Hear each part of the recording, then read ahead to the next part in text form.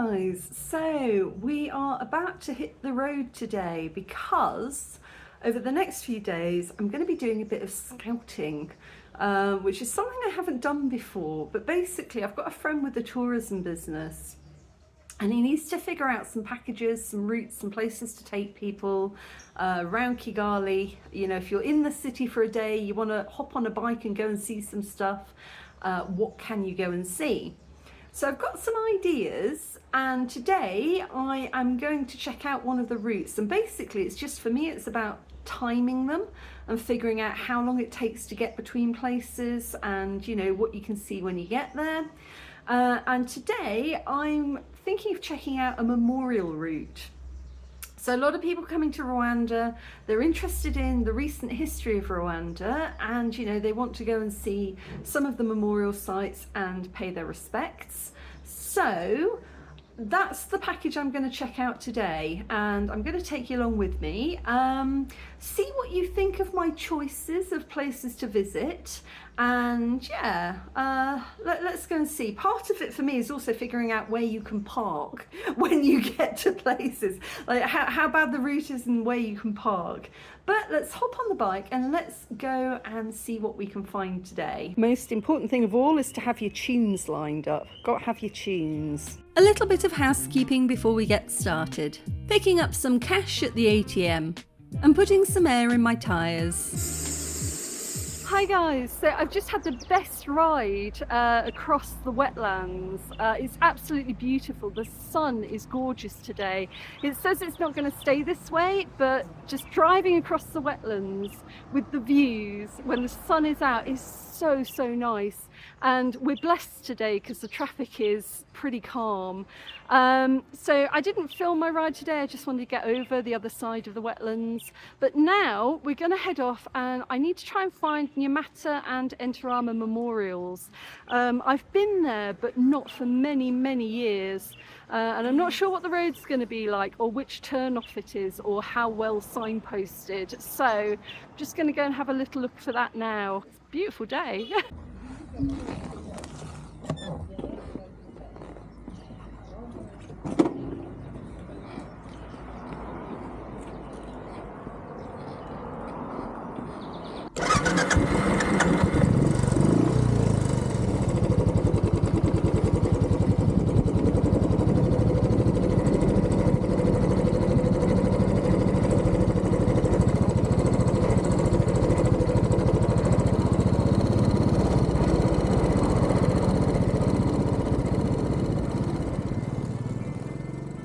So we're just heading east out of Kigali towards Bugesera.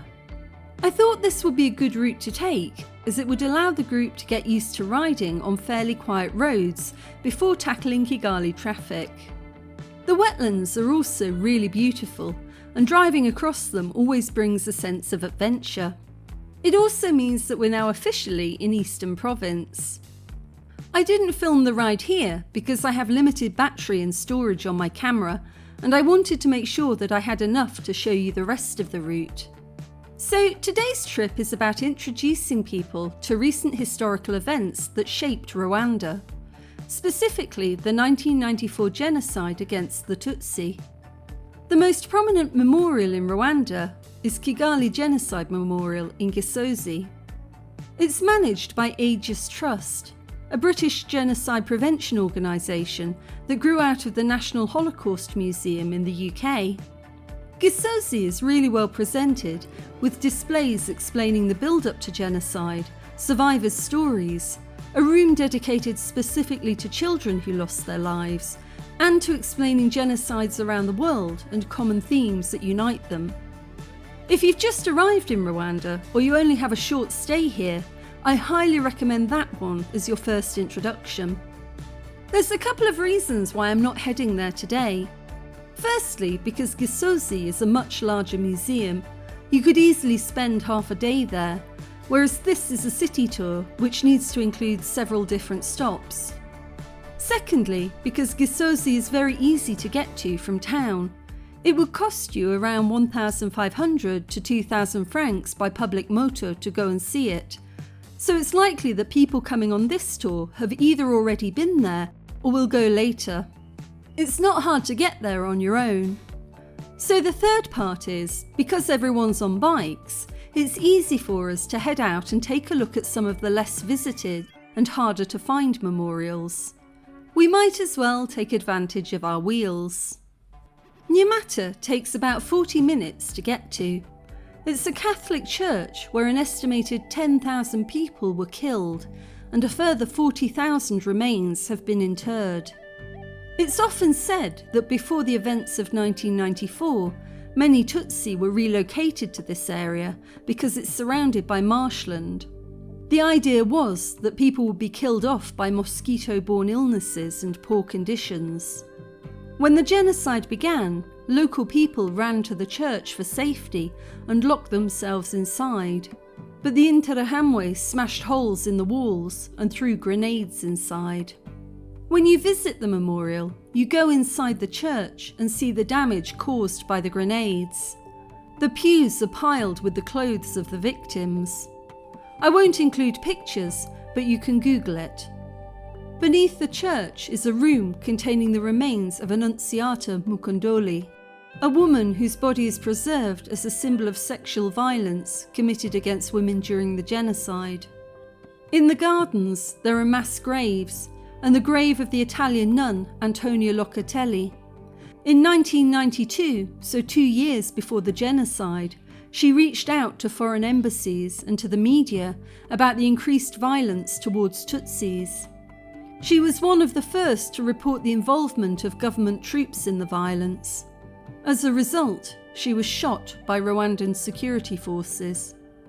All in all, it's a pretty heavy memorial to visit.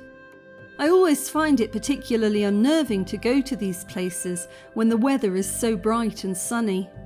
I visited Murambe years ago with my family, and we stepped out of a room full of preserved bodies into beautiful sunshine with a group of kids laughing and playing beneath a tree. It's important to remember that these are places that transport you back in time. They're historical sites. They're no more Rwanda today than Belsen is Germany today.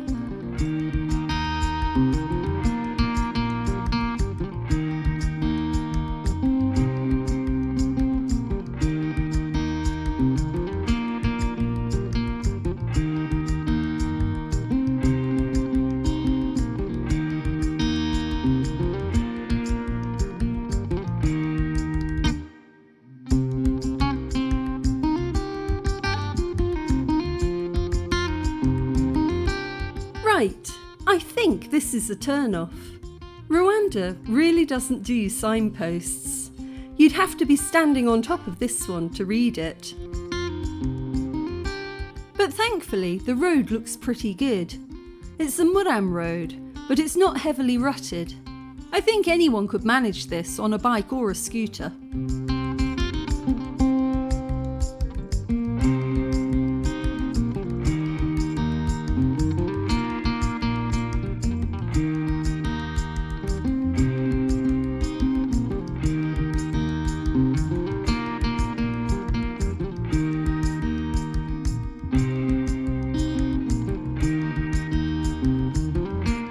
This is Nyamata Memorial on the right, but again, there's no signposts.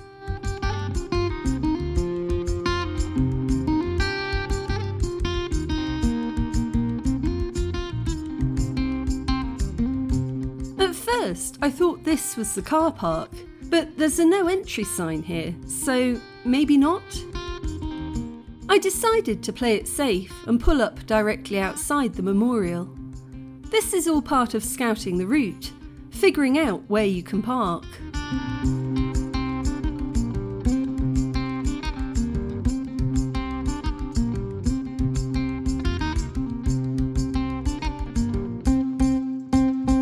So obviously I'm not going to show you inside today, but this is what it looks like from the outside.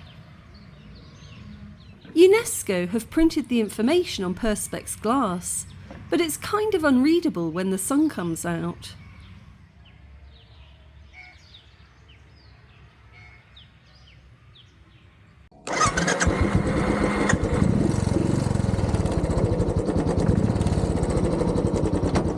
Right, well that was a very productive trip.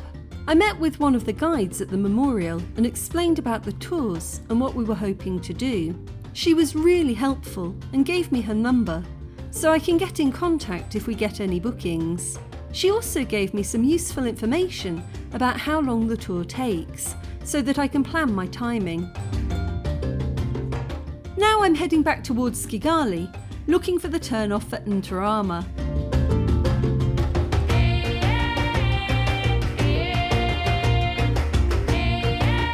We're just passing through Bugesera.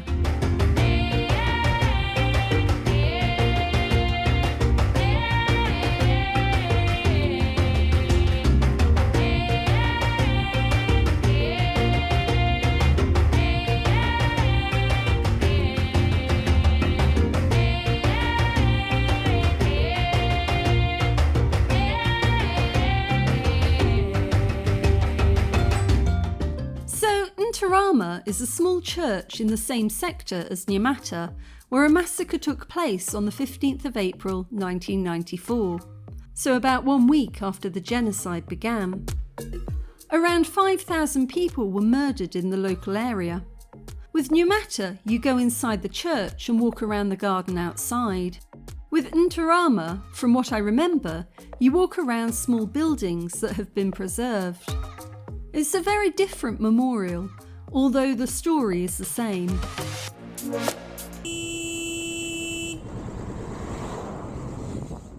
Motorists, please stop trying to add to the fatality rate. I'm not sure what's going on with this road layout.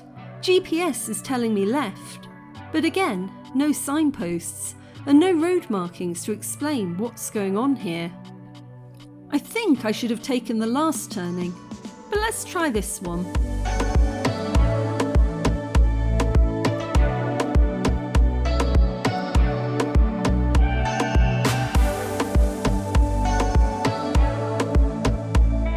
Okay, this seems to be going in the right direction.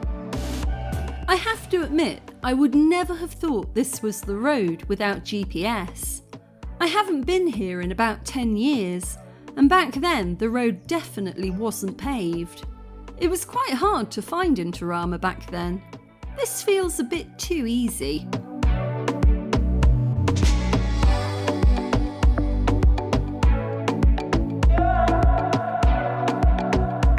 Whilst I was at Nyamata, the guide was explaining that they're building a new museum at Ntarama. She said it's not open yet, but I think it's going to be a bit more like Gisozi. I'm not sure when that will be completed, but it's an interesting bit of news.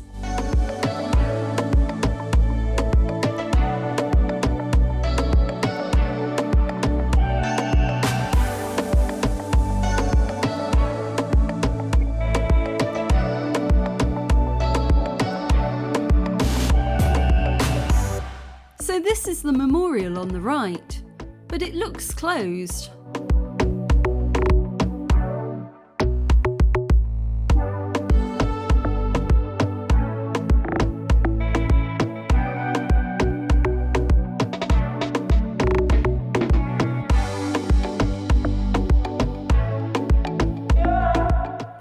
There's a sign saying entrance here.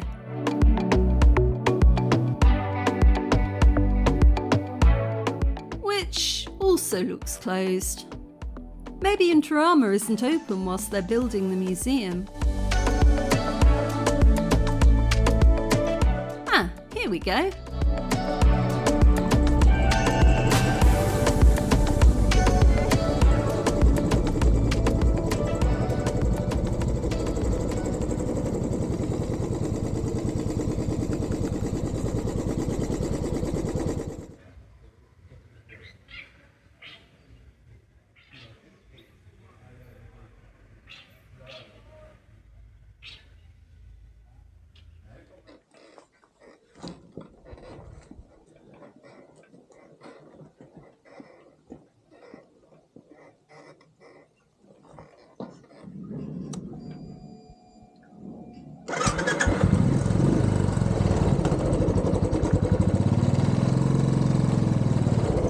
Well, definitely better parking here.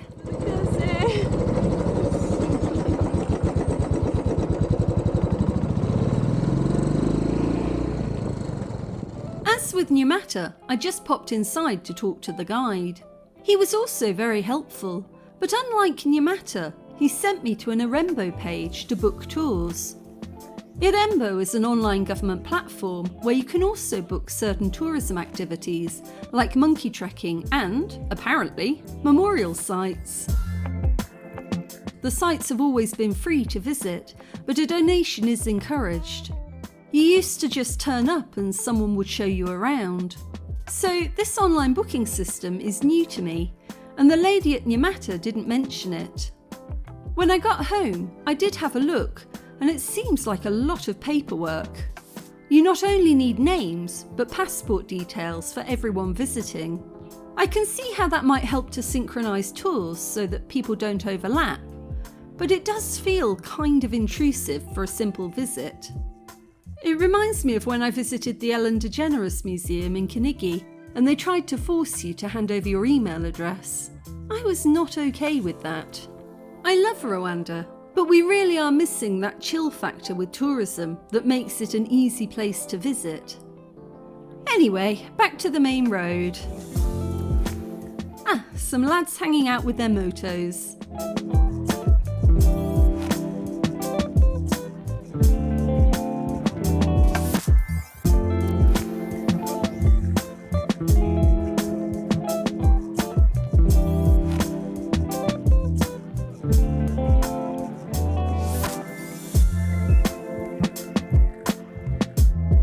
I'm swinging a left back towards Kigali again.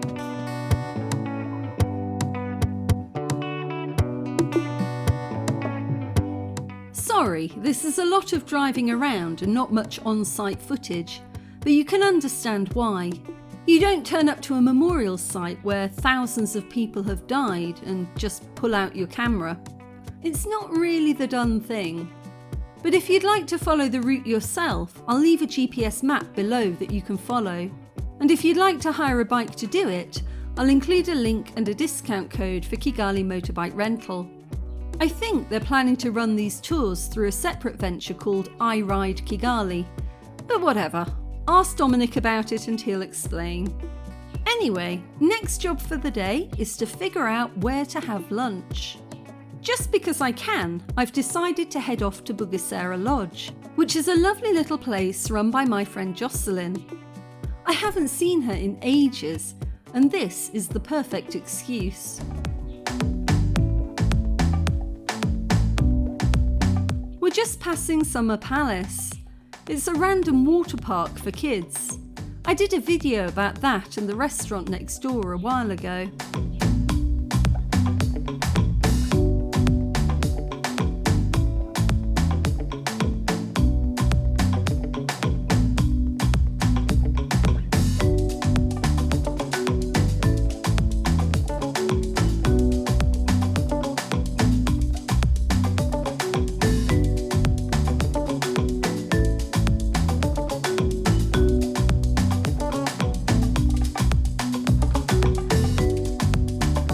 Oh dear, I never approached Jocelyn's place from this side and I've lost the turn-off.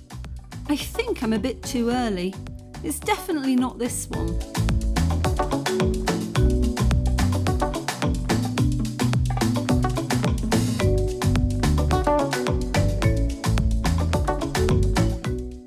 Here we go. Her road is always awful. Let's see if it's got any better since last time I was here.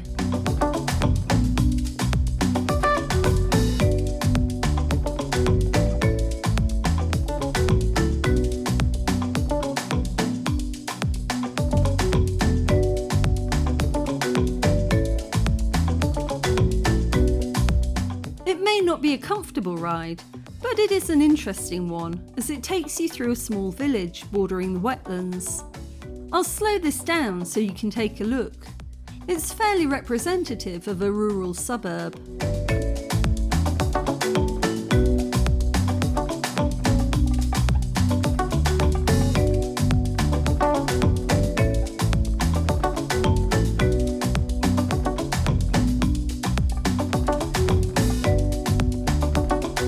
You can see off in the distance the start of the wetlands. bottom of this road is a floating bridge. It runs for about 1 kilometre across the water, and it's entirely made out of leaves. I crossed it with Harris and Rob a couple of years back. It's best done in the dry season. I highly recommend staying overnight at Bugesera Lodge, then doing the bridge early in the morning before it gets too hot.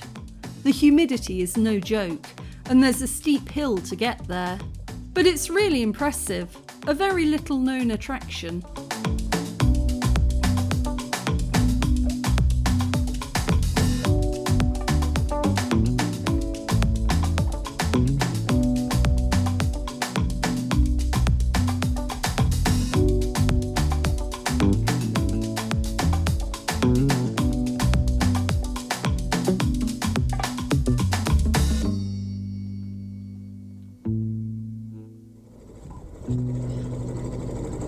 It really has been a while since I've been down here.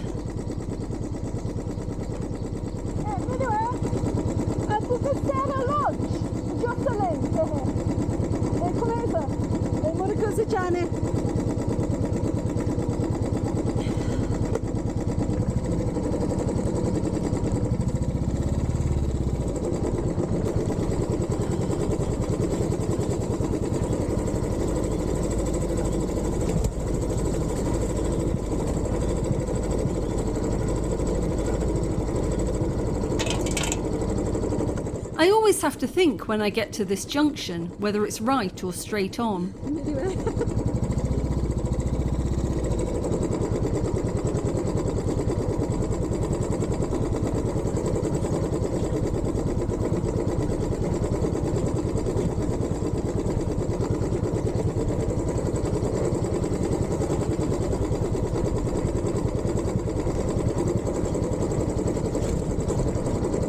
You can't see from the camera, but it's quite a steep slope. You need to be wary of your brakes on dusty roads like this.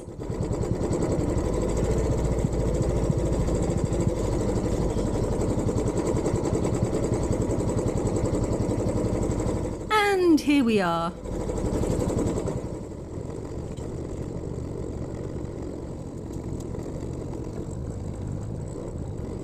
Again, I'm contending with a slope and a heavy bike. Not a good combination. My Enfield has quite a low side stand, which means it likes to fall over if it's not positioned correctly. Thankfully, Jocelyn arrived to save me. Hello, my dear. Trying to figure out where to park. Can I head up there?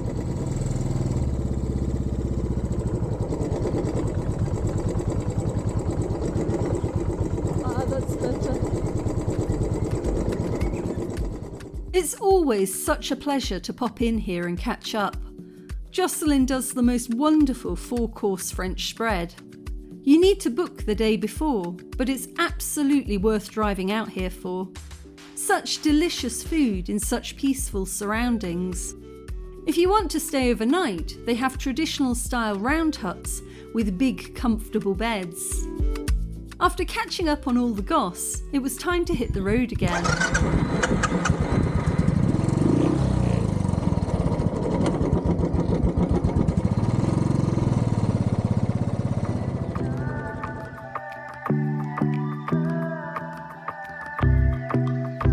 Yikes, this is bumpy AF.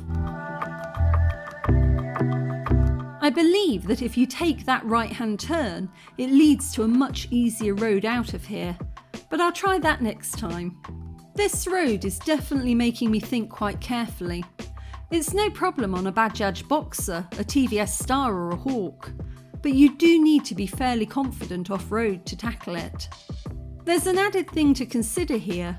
From previous experience, I've known people to zone out after visiting memorial sites. Some of it is very graphic, and the guides pull no punches when explaining what happened. I don't think that I like the idea of finishing at a memorial and going, right, let's do some dirt riding. You really do need a lot of concentration when driving in those conditions, and that isn't always possible when you're processing some of the most shocking images you'll ever see. I love Jocelyn's place, and I think it would be perfect for a different tour.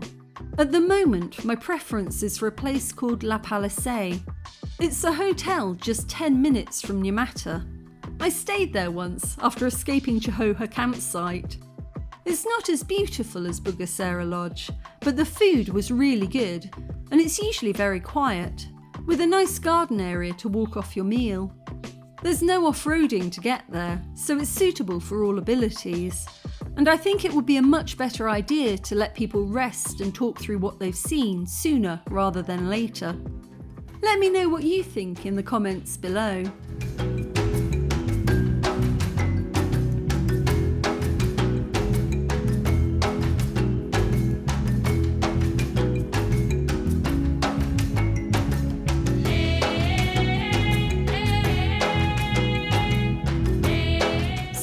Heading back down across the wetlands now. There's a gorgeous view of the Nyamirambo River. Cameras never do these things justice. It's really beautiful. It's also an 80 km stretch of road, so you can open up the bikes a bit on a quiet day. 80 km per hour, or 50 miles per hour, is the top speed limit in Rwanda. We drive slowly here because the roads are narrow and often pass through villages where there's rarely much separation between traffic and pedestrians. But you have to be super careful because even on an 80 km stretch of road, you still get random pedestrian crossings, often hidden behind blind bends and palm trees. You really have to keep your wits about you. I'm planning to make a safety briefing video for the tours, to give people an introduction to driving in Rwanda, covering things like speed limits, roundabouts and common hazards. Let me know what you think I should include below.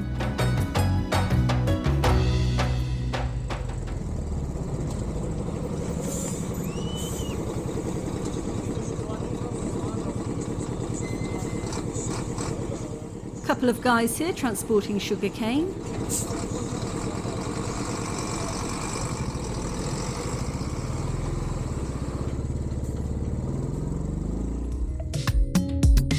So we're heading back towards Kigali at the moment. We've spent the morning driving around on really nice roads that most days aren't too congested. I feel that gives people a chance to get comfortable with their bikes and for me to make sure no one's too erratic or needs extra help.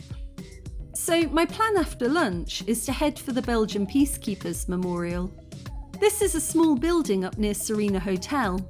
Again, not really signposted, so I think it's often overlooked because people don't know about it. I've lived in Kigali for years, but I only went there for the first time quite recently. To get there, we're heading into the city. There's quite a nice view of Kigali as you're coming down the hill. If you take this right turn, you're back at Kigali motorbike rental, so this would be where we started from.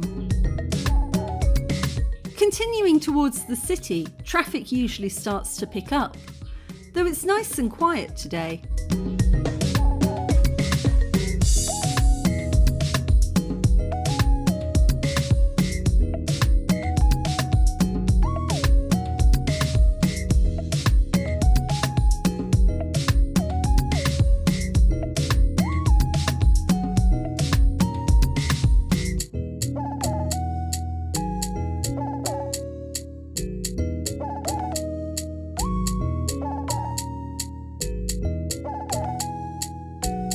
Eventually, we come to the Sonitudes roundabout.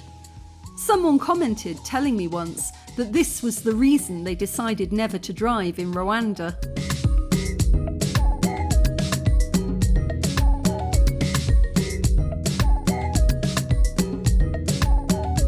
It's quite normal to come to a complete halt on a roundabout because no one really understands how roundabout lanes work and nobody gives way to oncoming traffic.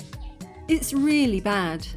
I come from the country that invented roundabouts, and the whole point of them was to keep traffic moving, but I've never seen them work in East Africa. You can't help wondering if Rwanda needs a different type of traffic solution. This is definitely the part that worries me most about leading a tour. because the way people drive here is so unexpected for people coming from Europe or America. For the UK, it's even worse because it's on the opposite side of the road, so we're going around roundabouts in the opposite direction to the way that people are used to going. The comfort that I take from all of this is that we're moving so slowly that any accident is unlikely to result in a major injury.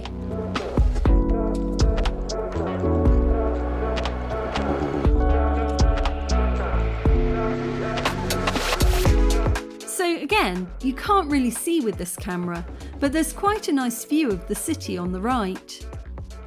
I'm still noticing that the traffic is really calm today. It tends to be like this on weekdays and Sunday mornings, when people are either in work or in church. Rush hour can be intense though, and lasts any time from 3 p.m. to 7 p.m. And you really want to be off the road before 6 p.m, which is when it gets dark, every night of the year.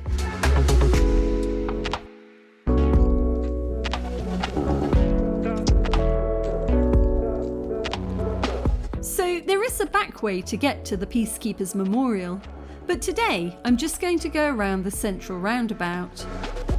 It's absolutely unmitigated chaos, but it's got a very pretty fountain to look at, and it basically marks the centre of town. It's kind of cool to see the high-rises.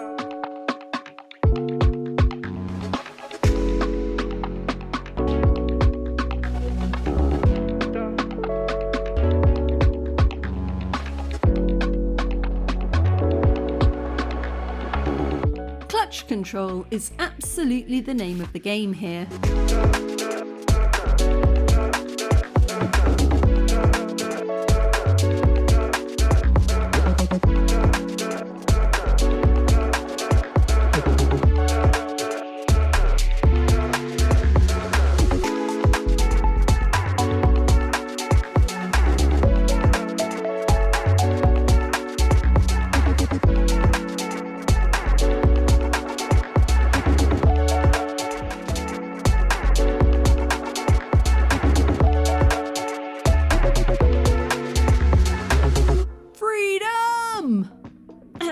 Yes, anyway. Like I say, chaotic as it is, I think it's worth it to drive through downtown Kigali, or Mamuji as we call it here. I think it's a really interesting contrast between the rural wetlands that we've just come from and the bustling central metropolis. Old Rwanda, new Rwanda.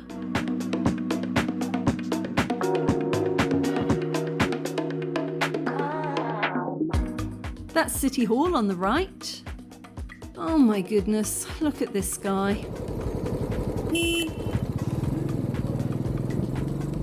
So busy talking to his friend over his shoulder, he's completely unaware of what he's doing. This building on the left is I&M Bank. Jocelyn thinks it's lovely. I think it's won a few awards for architectural design. I like the curve of the roof, but it kind of reminds me of the Iron Bank in Game of Thrones.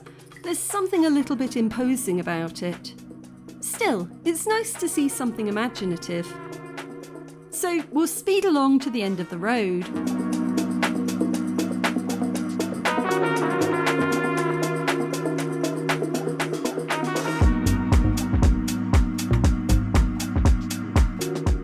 But you see what I mean? No signposts. If you didn't know, you wouldn't know. I'm stopping to talk to the security guard because I want to know where you park when you visit. The huge stop sign makes it look like you can't go down here, but apparently you can. You can go through and park if you're visiting the memorial. Like Nyamata and Ntarama, it's pretty full on. It's where 10 Belgian peacekeepers made a brave last stand on the 7th of April, the night that the genocide began.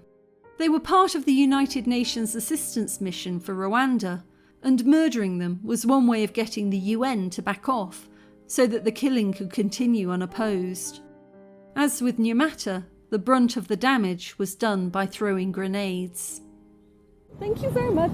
Okay, I'll go away now. Thank you. After looking around the memorial, I thought we could take a little drive to Mille Collines, which is just down the road. Mille Collines is the real-life Hotel Rwanda. It's a bit of a controversial place. There's a lot of complicated history there. But at the same time, Hotel Rwanda is often the only thing people have watched about Rwanda before they get here. It's a pretty famous film in the West, and people do want to see it. There isn't very much to see. There's only a very small memorial at the back of the car park, but you can go downstairs and have a coffee by the pool. Again, it's one of those slightly surreal old Rwanda meets new Rwanda moments. In your head, you're seeing the film, but in front of you is a sparkling modern hotel with guests swimming in the pool that people used to drink from. I think it's an optional stop as we're in the area. So here's the entrance.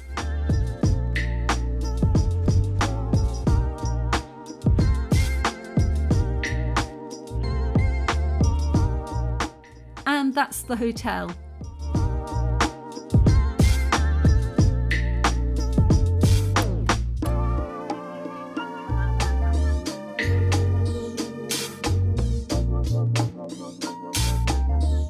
Right, one more time around the roundabout.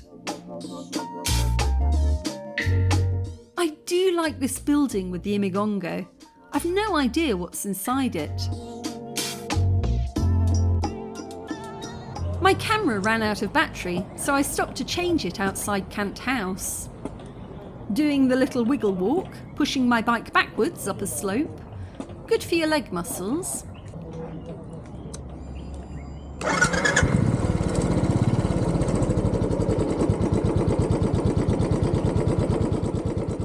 So Kant House is actually worth checking out.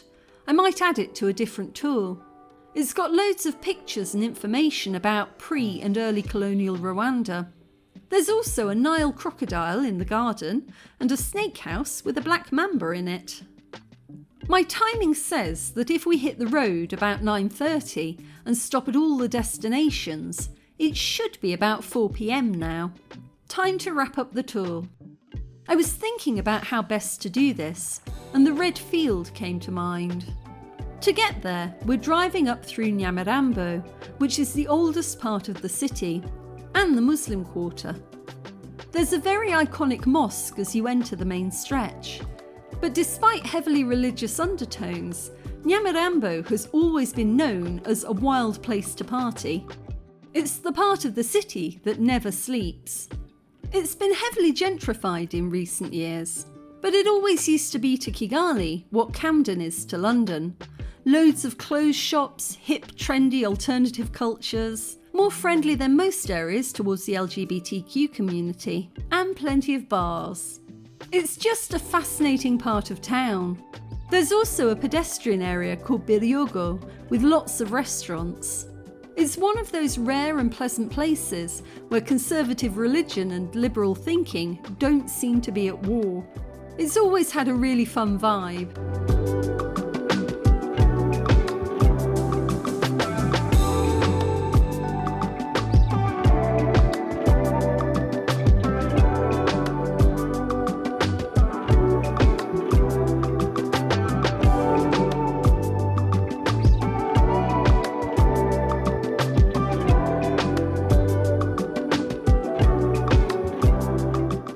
Continuing up the hill, we eventually come to Nyamirambo Stadium, also called the Pele Stadium.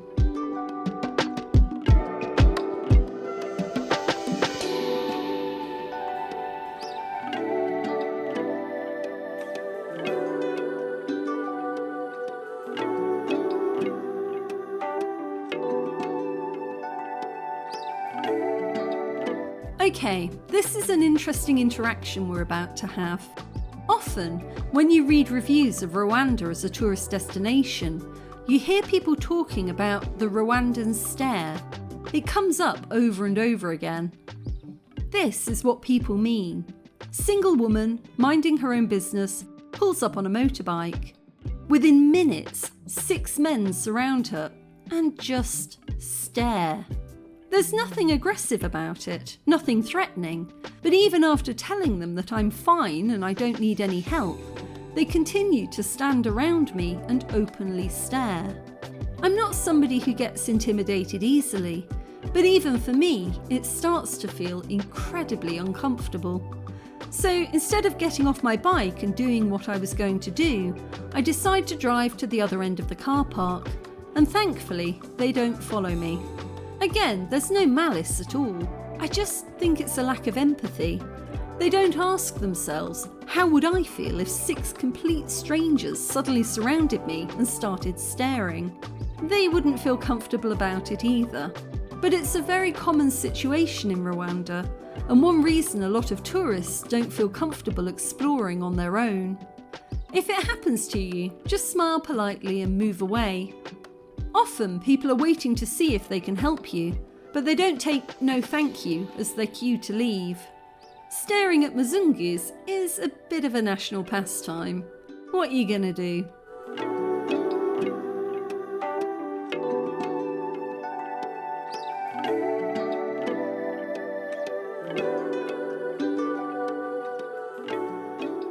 Hi guys, so I haven't had much of a chance to properly talk to you today because I've been on the bike, I've been going all day, just checking how long it takes to get between one place and another, because when you look on maps, what it says on a map is not always true when you factor in traffic and other things. So it's been a really interesting day because a lot of these things I haven't been to in many years, not since I was running the human rights organisation and we were going to visit these places as part of that. So it's been kind of a nostalgic ride around Kigali for me, Kigali and Bugesera. But today I just wanted to end it. This is what I'm thinking about with the tour, is, you know, a place to debrief and just to kind of have a final chat before heading back and dropping off the bikes. And just in my mind I keep thinking that this is the place to bring people. This car park here this car park here outside the regional stadium, the Pele Stadium in Nyamirambo. And the reason I think this is a good place to end it is because it looks like a car park now, but it has such a fundamental and crucial part to play in Rwanda's history, because everything could have gone very differently if it wasn't for this car park, or what was here before the car park. So just opposite the car park is now a football pitch, playing field. And all of this just used to be a field called the Red Field. And the reason it's so important is because after 1994, this is where the first and last genocideers were executed. So I have to look at the dates, but I think here it was 2 men and 1 woman. I need to check my facts and I'd have to get that in my head before, you know, explaining the history to other people. But from what I remember of the history, this is where those executions took place. And I say it was the first and I say it was the last because at that moment, that's when Rwanda decided, no, we're not doing this. We're not going down that route. You know, it goes through my head that saying that Gandhi had, that an eye for an eye makes the whole world blind. And it could very have easily resulted and ended in mass retaliation and mass executions and revenge. And if that had happened, I think Rwanda would be a very, very different place today. But it didn't. And they went, no, we're not doing that. We're going to go for Gacaca instead. So Gacaca is the Reconciliation Council. So it was based very much on what happened in South Africa. Because in South Africa, they had the Truth and Reconciliation Councils, whereby, you know, people who had participated in apartheid and all of the horrors of what had happened in South Africa stood up and apologised, and, you know, they tried to take it forward as a community, as a nation.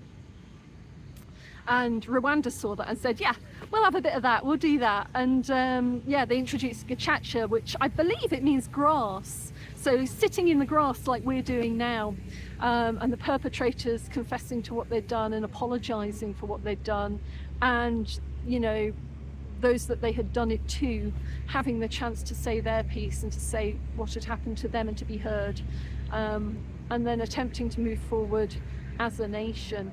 And really for me, I feel like it looks like nothing today, it's a car park, but I feel like it's one of the most important places in Rwandan history, recent Rwandan history, and in what the nation has become now, because, you know, it all could have gone one way or the other right here, and I think it went the right way, you know. I mean, I'm sitting here now, it's a safe and beautiful city.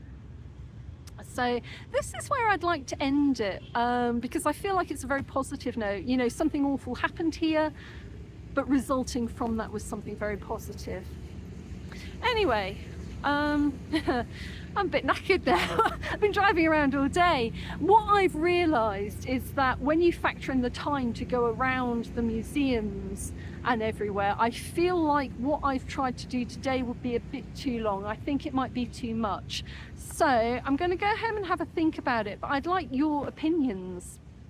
You know, we've been to a lot of places today, and I'll put up roughly how long it takes me to get to places and roughly how long it takes to get around places, and you let me know which ones you think would make a really good tour, that wouldn't be too overwhelming, with enough time to see things. I'm thinking maybe either Nyamata or Ntarama, but not both of them, because, you know, that's a lot to get around, but at the same point they're both quite different, they're quite unique.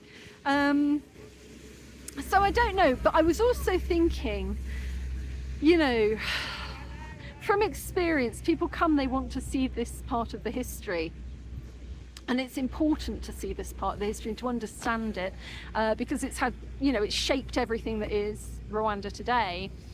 But I also feel like sometimes people want to go and see these things, and one memorial, or it can be enough.